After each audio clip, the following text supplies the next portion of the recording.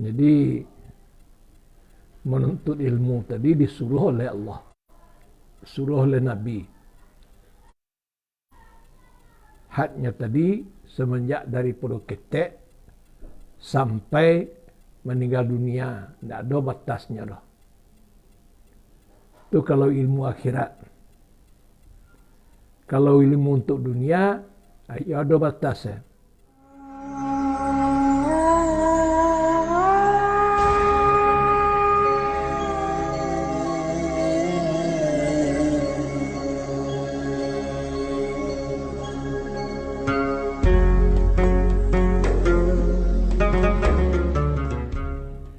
A'udzubillahi minasyaitonirrajim.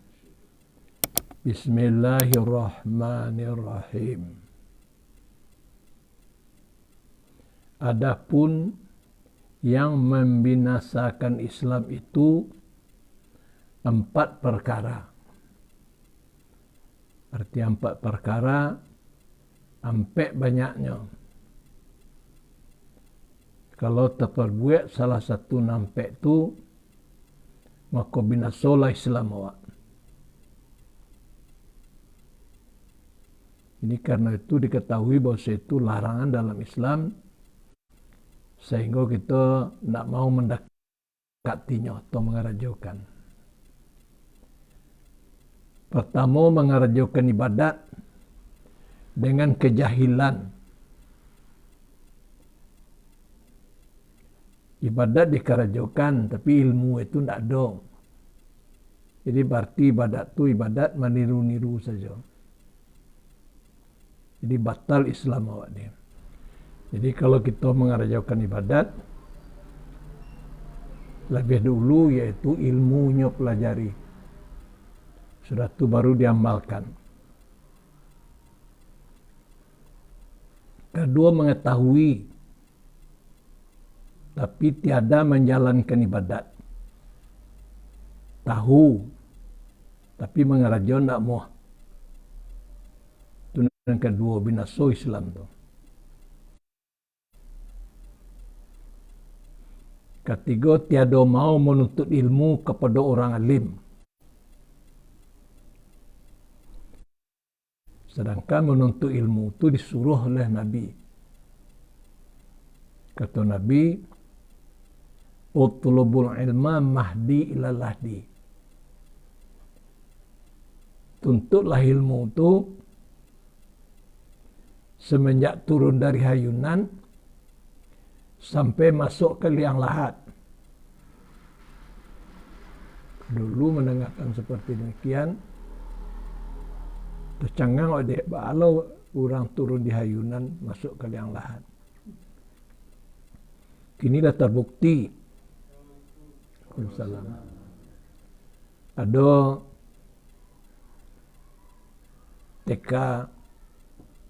TK PAUD, ketek-ketek orang mau 3 tahun 4 tahun lah diterima. Jadi menuntut ilmu tu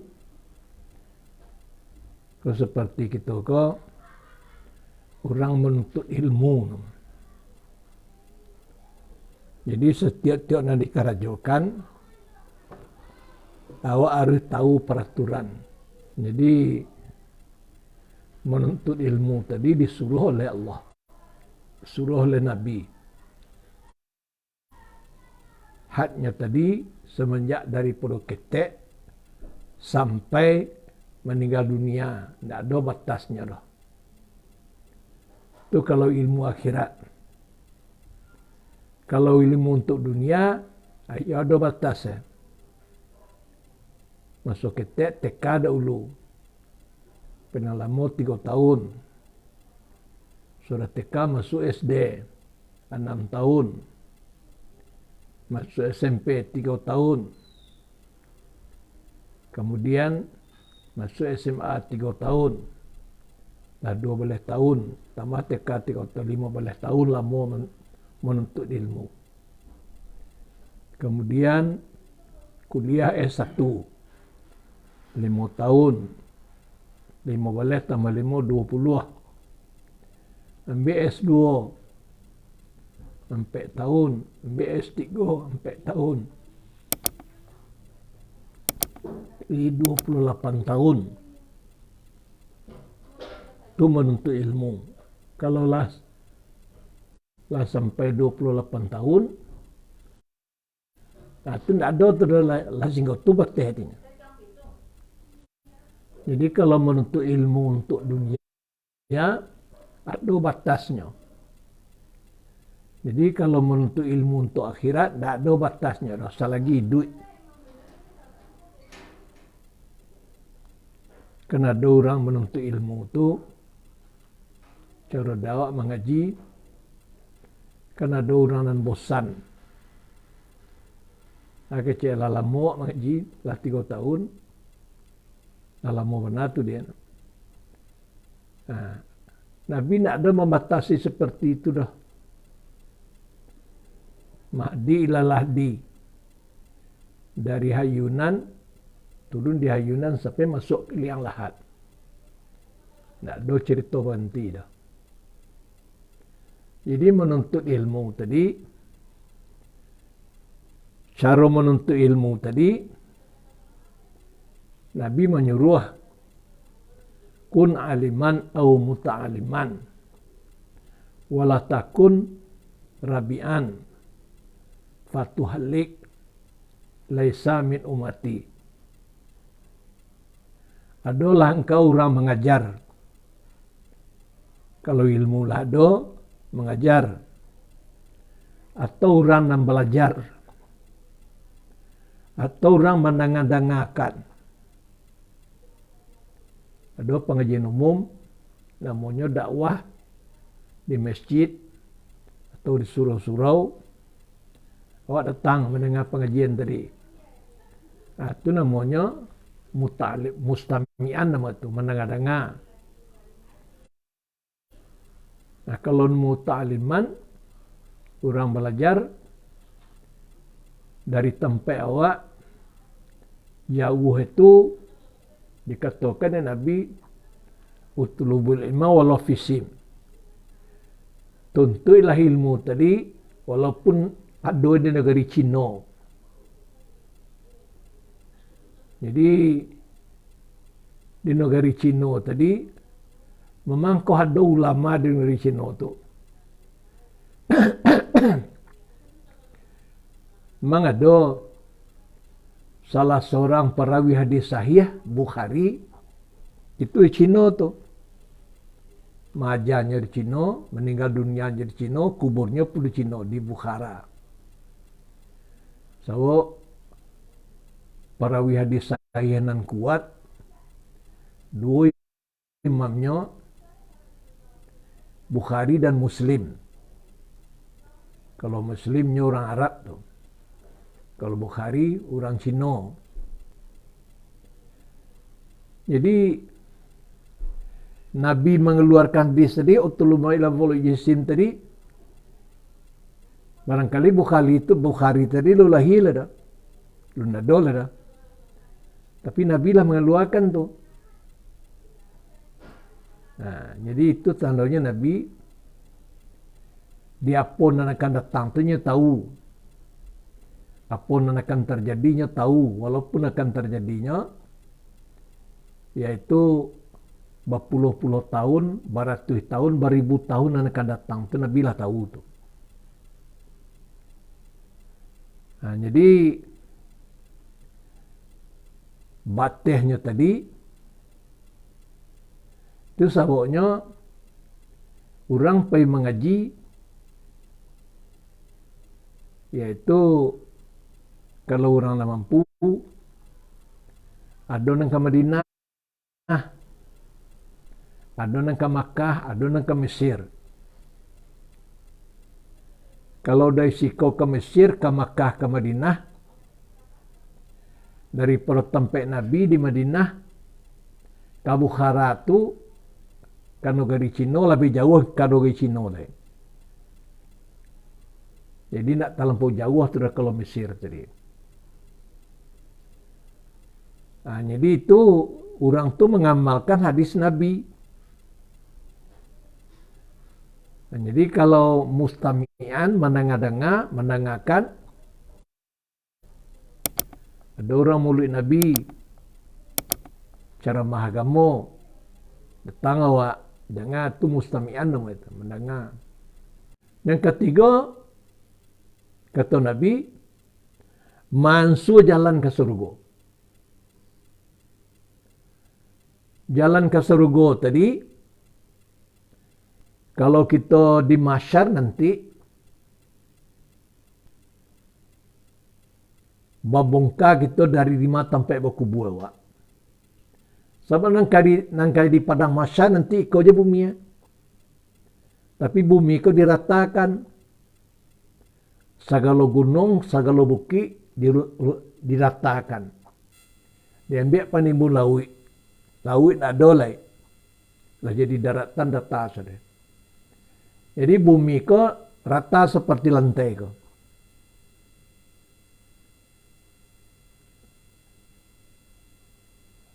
Jadi laweh sangat.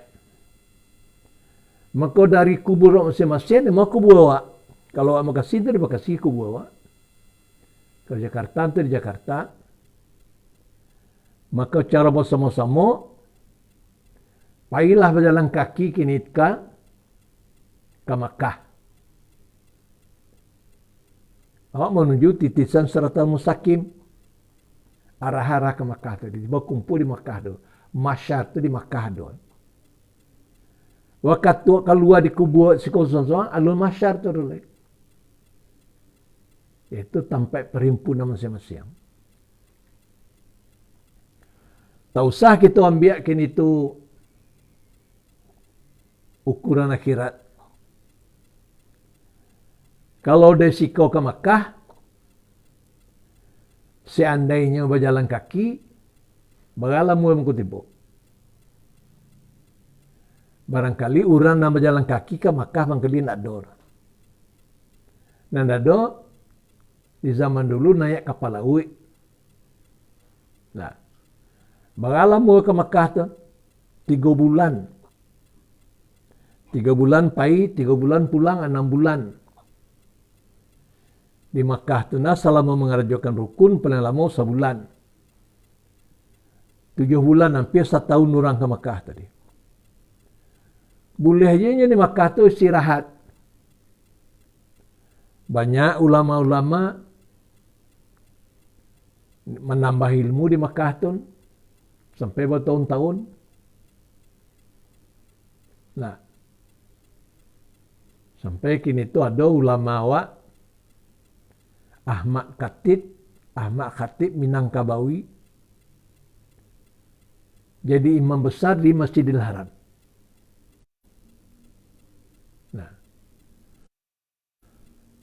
Nah, guru amo yang paling tinggi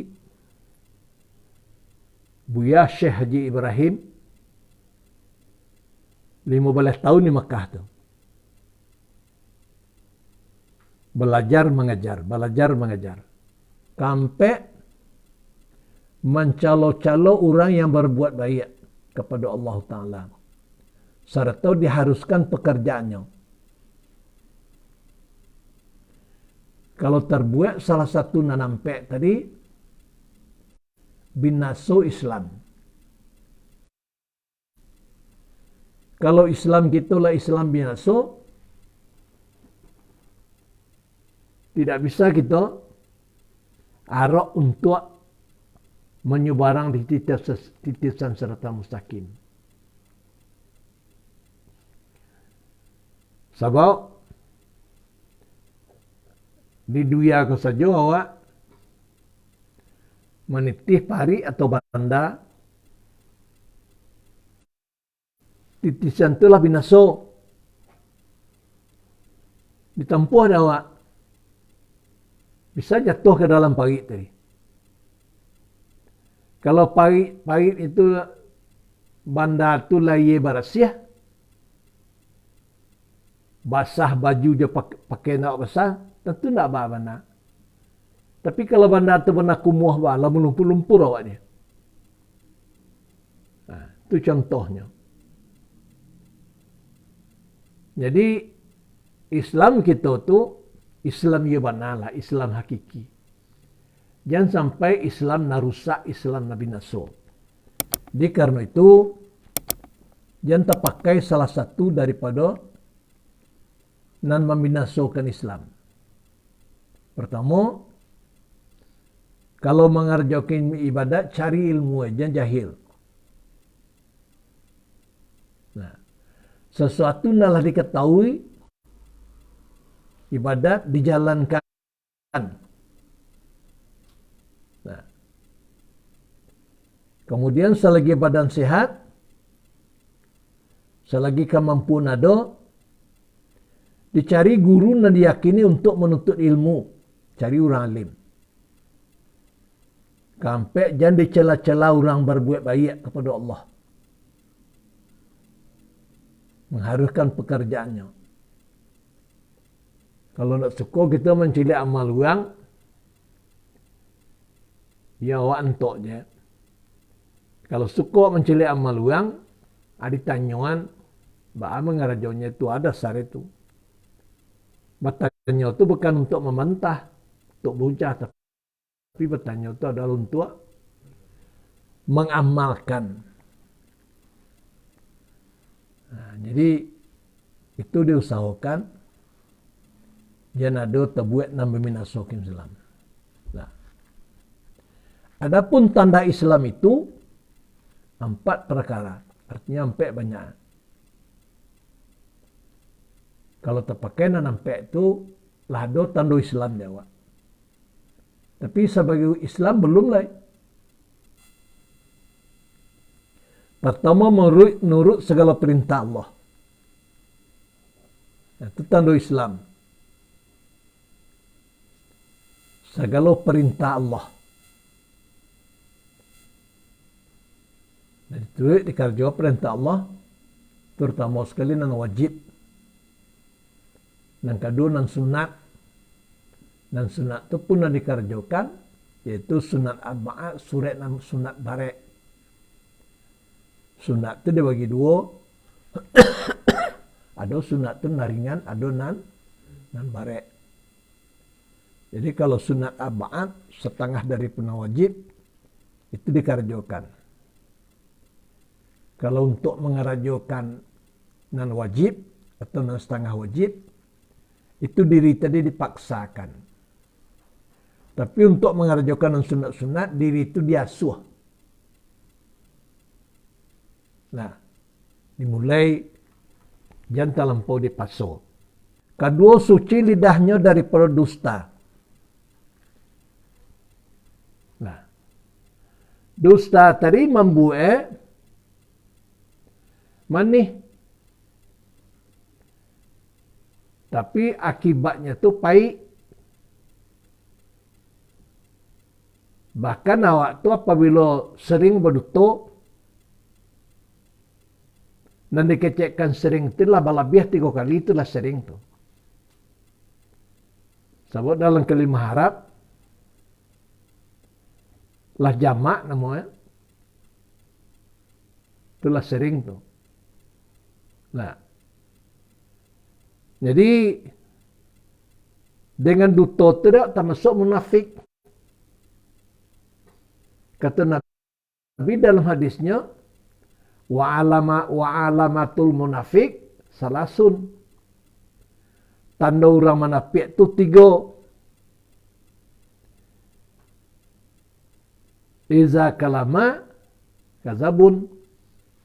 Apabila mengecek baduto. Wa iza wa'ada khalapun. Apabila berjanji, nyemukiri, nyesalahi, nyemukiri. Wa iza tu'mina khainun. Kalau nyelai picaunya khianat. Nah, itu tanda orang munafik. Termasuk naduto. Naduto itu manih membawa di mulut. Karena apabila orang telah berdusta, syaitan tiba membawa minumannya. Nah, ini merasakan manih.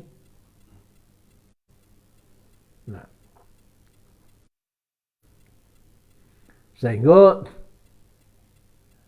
tidak dapat minum juga sehari, tidak dapat makan sehari, tidak lemah badan itu. Tapi tidak dapat berdutung sekali dalam sehari, lemas badan tersebut.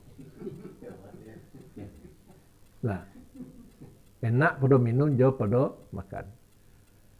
Nah, pada bentuknya ringan, tapi adalah barek. Ketiga, suci badannya daripada maksiat. Badan itu tidak ada membuat maksiat. Nah, maksiat itu zina, berjudi, minum-minum nama mabuk. Sampai suci paruhnya daripada makan yang haram.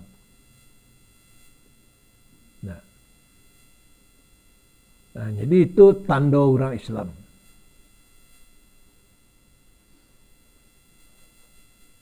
Nah, walaupun kerajakan segala perintah Allah, tapi lidahnya tak suci daripada berdusta.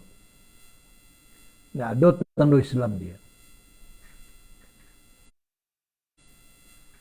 Badannya tak suci dari maksiat. Paruhnya tak suci dari makan haram. Nah,